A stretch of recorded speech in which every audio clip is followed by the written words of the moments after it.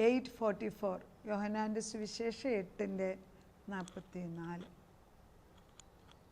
ജീവിതത്തിൽ പല കിരീടങ്ങളെക്കുറിച്ചും വിത്തുകൾ, വചനമാകുന്ന വിത്തുകളും കിട്ടിക്കഴിഞ്ഞപ്പോൾ വിത്ത് ഇഷ്ടം പോലെ ഉണ്ട്, കളപ്പുരയിൽ കൂട്ടിക്കഴിഞ്ഞു, അതെടുത്തെറിഞ്ഞ് ഫലം കായ്ക്കണം. അപ്പോൾ നമ്മൾ എറിഞ്ഞാൽ മതി, അത് നല്ല സ്ഥലത്തോട്ട് നമ്മൾ എറിയുകയാണ്, അത് ഫലമായിട്ട് തിരിച്ചു വരും, ഷുവറാണ്. അതൊരു നിൻ്റെ അപ്പത്തെ ഏറിയ വെള്ളത്തിന്മേൽ എറിയുക എന്ന് പറയുന്നത് നമ്മൾ എറിഞ്ഞുകൊണ്ടേ ഇരിക്കുക. ഇതൊരു വലിയ ഡിവൈൻ പർപ്പസാണ് നമ്മൾ അക്കംപ്ലിഷ് ചെയ്യുന്നത്. ദുഷ്ടൻ എത്രയോ പ്രയത്നിച്ച് ഇത് പറയിപ്പിക്കാതിരിക്കാൻ നോക്കുമ്പോൾ നമ്മൾ ധൈര്യമായിട്ട് നിന്നങ്ങ് പറയുകയാണ്. രണ്ടും കൽപ്പിച്ച് പറയുമ്പം ഈ വിത്ത് എന്ന് ഭൂമിയുടെ ഒരറ്റം തൊട്ട് മറ്റേറ്റം വരെ ഇത് കറങ്ങിക്കൊണ്ടിരിക്കുകയാണ്. നമ്മളയച്ച വചനങ്ങളൊന്നും നശിച്ചു പോകുന്നില്ല, അതിങ്ങനെ ഈ വാടാത്ത കിരീടത്തിൻ്റെ കൂട്ടത്തിൽ ഇതിങ്ങനെ പോയിക്കൊണ്ടിരിക്കുകയാണ്. ആ വചനം പഠിപ്പിക്കുമ്പോഴേ ഇതിൻ്റെ ഇടയ്ക്ക് ദുഷ്ടൻ വന്ന് പതിരിടും. കറക്റ്റല്ലേ?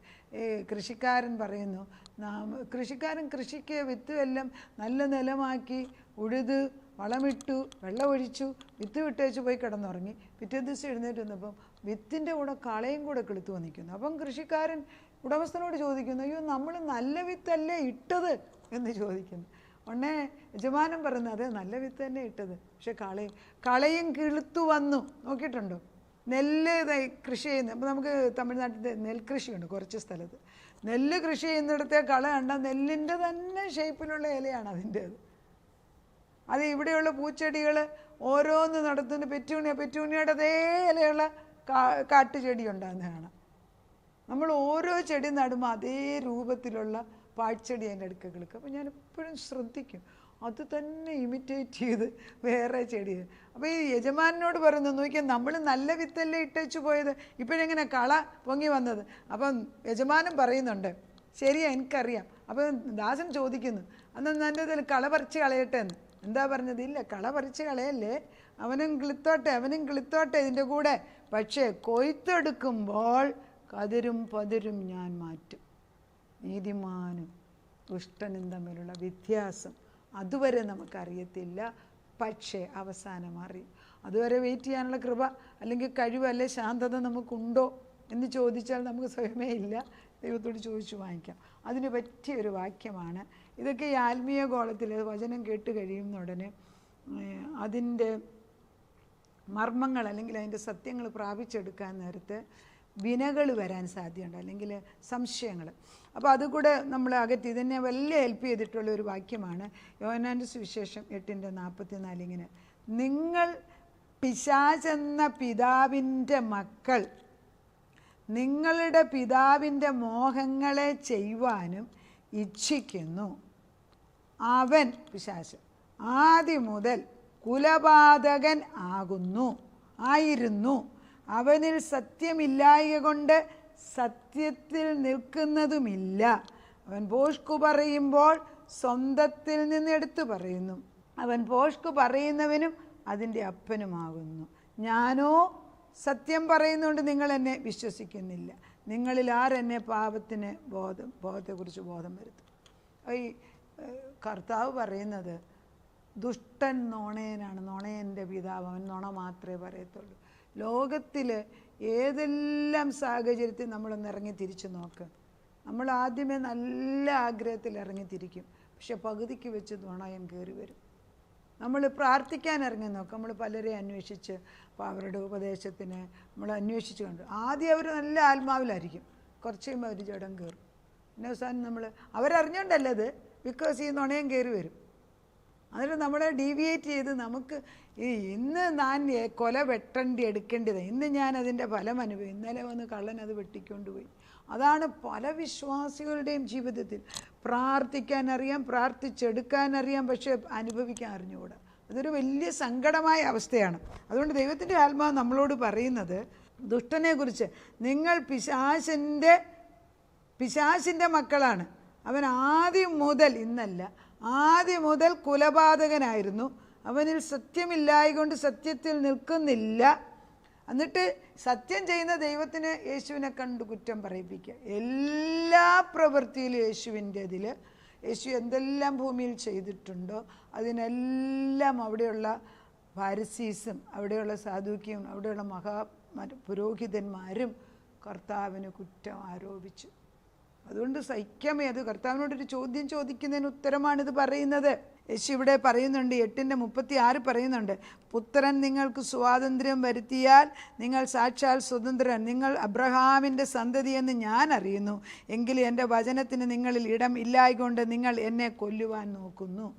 പിതാവിൽ നിന്ന്, പിതാവിൻ്റെ അടുക്കൽ കണ്ടിട്ടുള്ളത് ഞാൻ സംസാരിക്കുന്നു, നിങ്ങളുടെ പിതാവിനോട് കേട്ടിട്ടുള്ളത് നിങ്ങൾ ചെയ്യുന്നു എന്ന് ഞാൻ ഉത്തരം. അവർ അവനോട്, അബ്രഹാം ആകുന്നു ഞങ്ങളുടെ പിതാവ് എന്ന് ഉത്തരം പറഞ്ഞതിന് യേശു അവരോട്, നിങ്ങൾ അബ്രഹാമിൻ്റെ മക്കളെങ്കിൽ അബ്രഹാമിൻ്റെ പ്രവൃത്തികളെ ചെയ്യുമായിരുന്നു.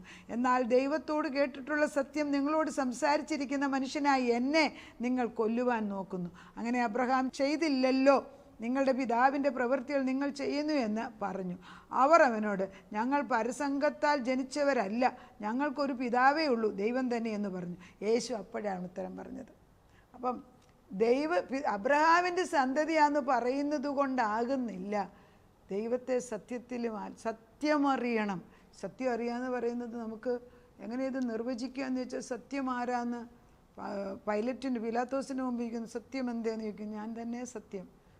യോഹന്നാൻ്റെ 14:6 ദൈവം പറയും, യേശു ക്രിസ്തുവിൻ്റെ വാക്കുകൊണ്ട് ഞാൻ തന്നെ വഴിയും സത്യവും ജീവനുമാകുന്നു. ഒന്നുകിൽ ഈ ദൈവത്തെ വിശ്വസിക്കണം, അല്ലെങ്കിൽ ഈ പുസ്തകം അടച്ചു വെക്കണം. രണ്ടിലൊന്ന് ചെയ്യാം. വിശ്വസിക്കുന്നെങ്കിൽ ഇതാണ് എൻ്റെ ആധാരം.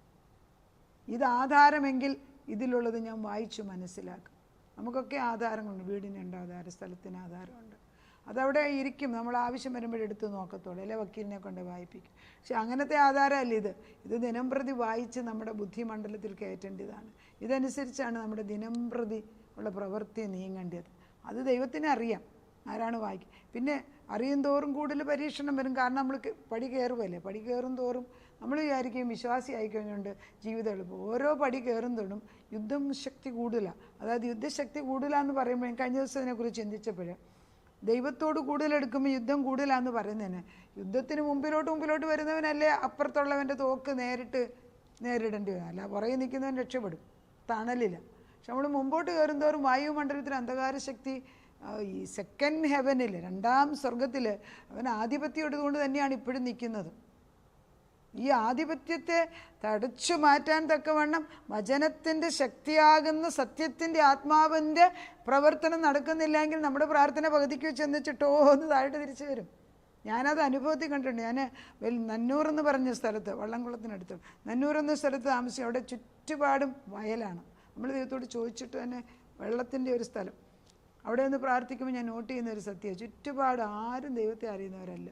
നമ്മൾ പ്രാർത്ഥിക്കുന്ന വചനം 2 നില കെട്ടിടം വരെ പൊങ്ങും, ഇതേപോലെ താഴോട്ട് വീഴും. അപ്പോൾ ഞാൻ ചോദിച്ചാൽ അതെന്താ കർത്താവെന്ന് ചോദിച്ചു. വായുമണ്ഡലത്തിൽ അന്ധകാരശക്തി അധികാരം പറഞ്ഞു നിൽക്കുകയാണ്. അറിയുന്നുണ്ടോ?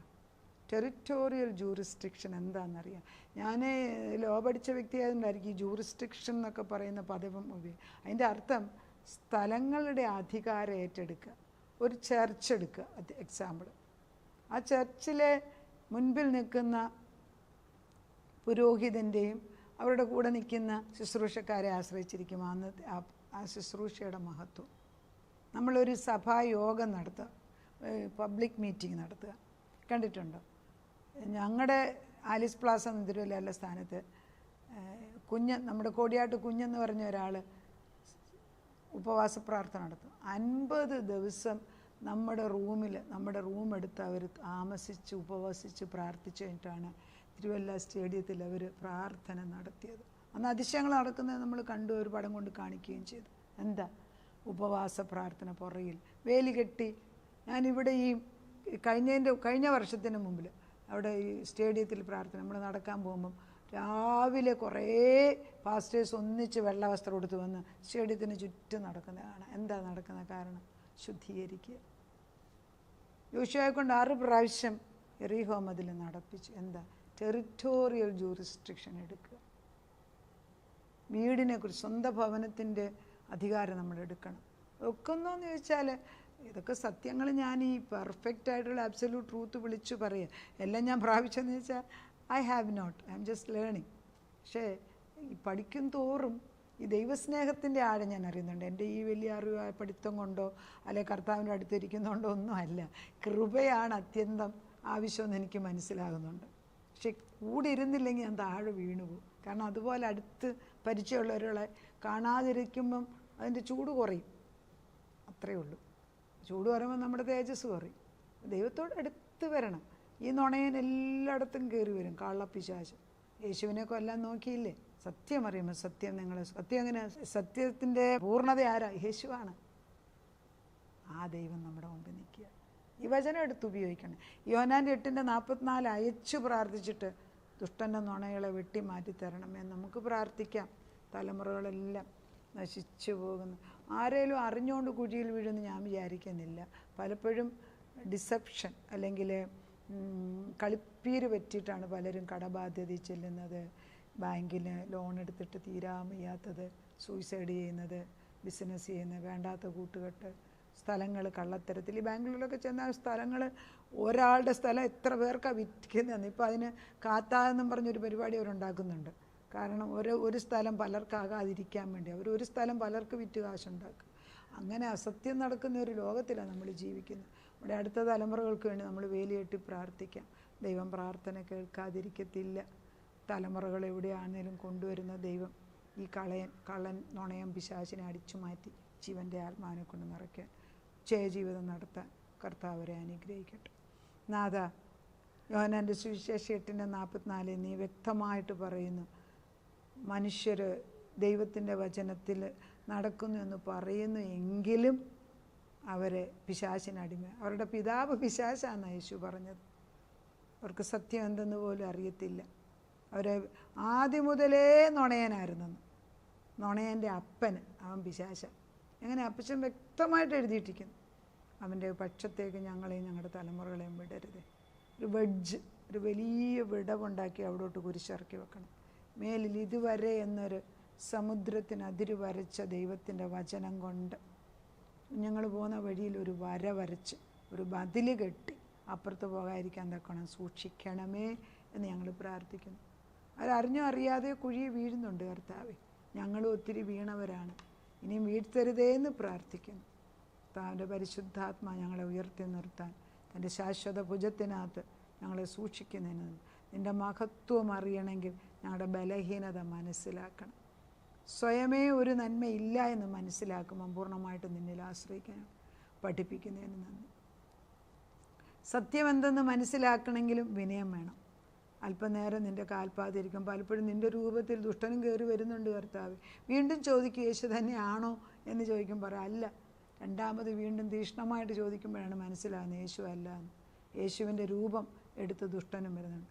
കുഞ്ഞാടിൻ്റെ രൂപമെടുത്ത് കർത്താവെ ചെന്നായിക്കുട്ടിയും വരാറുണ്ട് പിന്നാണ്. അതുകൊണ്ട് ഈ കാര്യങ്ങളെല്ലാം തലമുറകളെ സൂക്ഷിക്കാൻ നിൻ്റെ കരങ്ങളിലേക്ക് അവരെ ഏൽപ്പിക്കുന്നു. ഞങ്ങളുടെ ഈ വചനം അയക്കും പ്രാർത്ഥന കേട്ടിട്ട് അനേക മക്കൾക്ക് വെളിച്ചത്തിൻ്റെ ആത്മാവ് കൊടുക്കണം. പിശാചുമായിട്ട് ഒരു കോംപ്രമൈസ് ഇല്ലാത്ത വിധത്തിൽ പിതാക്കന്മാർ അമ്മയപ്പന്മാർ വേലിയെട്ടി പ്രാർത്ഥിക്കാൻ പഠിപ്പിക്കണമേ. നാഥൻ, ഞങ്ങളുടെ പ്രാർത്ഥന കേട്ട് തലമുറയോട് കരുണ തോന്നുന്നതിന് സ്തോത്രം. സത്യം നിങ്ങളെ സ്വതന്ത്രരാക്കും. സത്യം എന്താ? നമ്മൾ ദൈവത്തിൻ്റെ പൊന്നു മക്കളാണെന്നുള്ള ആ ഒരു പദവിയിലേക്ക് ഞങ്ങളെ കൊണ്ടുവന്നാട്ട്. ദുഷ്ടൻ്റെ ഉപദേശങ്ങൾ കേൾക്കാൻ ഞങ്ങളെ വിടരുത്, ഞങ്ങളുടെ തലമുറകളെ വിടരുത്. അതവർക്ക് വെറുപ്പാകണം കർത്താവ്, വെറുപ്പാകണം. അങ്ങനെ തന്നെ അവൻ്റെ സാന്നിധ്യം പോലും ഉണ്ടാക്കല്ലേ. ദൈവത്തിൻ്റെ പരിശുദ്ധാത്മാ വേലി കിട്ടിയതിന് സ്തോത്രം. പ്രാർത്ഥനയുടെ ഉത്തരം തന്നതിന് നന്ദി. യേശു ക്രിസ്തുവിൻ്റെ പൊന്നുനാമത്തിൽ തന്നെ ആമേൻ.